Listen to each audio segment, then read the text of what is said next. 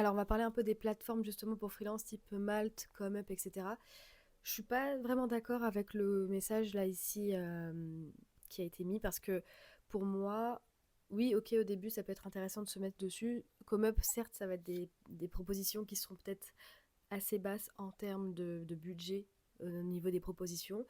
Maintenant, rien n'empêche à chaque fois de négocier, de proposer un nouveau prix, de discuter avec justement les clients pour proposer un tarif qui est vraiment adapté à la prestation que l'on propose.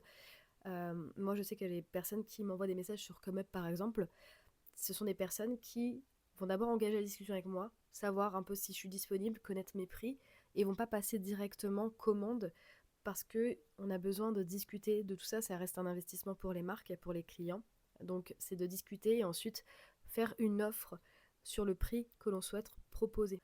Pour ce qui est de Malte, je trouve que ça reste quand même intéressant, même quand on est dedans depuis un moment, parce que de temps en temps, il y a quand même des offres qui tombent et que ça peut être des bonnes opportunités de trouver de nouvelles missions également.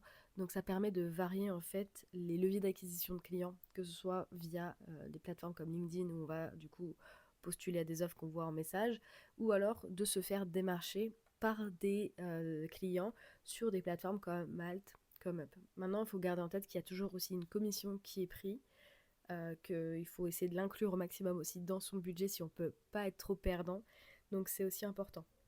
Mais plus on est sur des plateformes, plus on aura de chances de trouver des missions, je pense, si on optimise bien son profil et si les choses sont claires et bien mises en évidence sur les profils pour les personnes qui nous contactent, pour la demande de prix et pour le taux journalier moyen.